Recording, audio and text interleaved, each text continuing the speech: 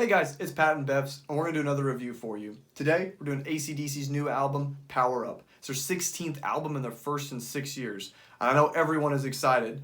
I think I've said this a couple of times, but it's an album that we didn't expect to ever happen, and I'm so glad that it did. I can't, it's in this year, it's been such a difficult year for everyone. It's just a great thing that we can have positive new AC/DC music to try to save us and get us all together.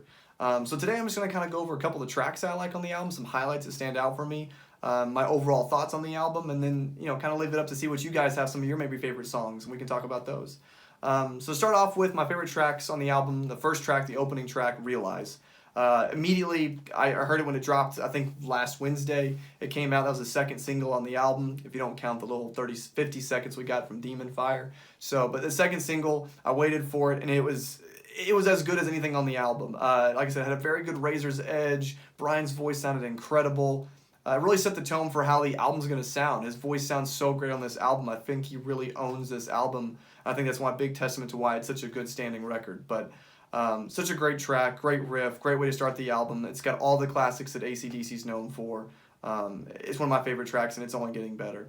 My second favorite track on the album, I'd probably have to go with Shot in the Dark. First single we heard. It set the tone again for knowing that this album was going to be amazing. It came out, I think, back in October, and it just said, I pre-ordered immediately, got the vinyl immediately. Off that first lick, you hear Angus, and it's just like, it's good to hear AC/DC again. But the riff is great. It's a crowd favorite. Everyone I've talked to has loved the track so far. If you get the little deluxe CD box, that's what plays in the deluxe box. That's really cool. But Shot in the Dark is just a great AC/DC track that, they'll be playing live if we get live tours, hopefully at some point. I know it'll be a great track for them to play live. Another one that I like is Through the Mists of Time.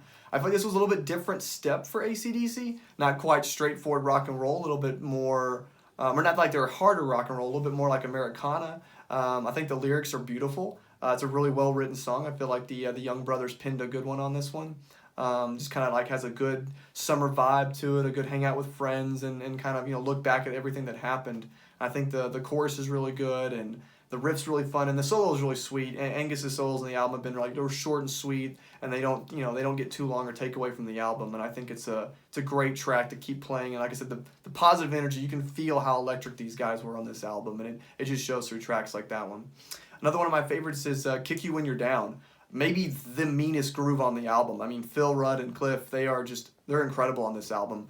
Brian always says if it doesn't swing, it doesn't mean a thing. And these guys, they bring the power, and they bring the rough and tumble sound. This is a walking into a bar fight song. It has got a great groove. It kind of reminds me of something off Fly on the Wall.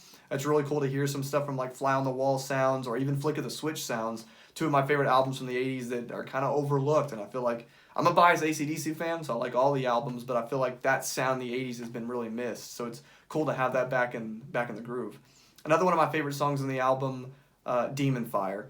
We got a little 50 seconds. That's all we got was 50 seconds of this clip, and it was enough to get us all going.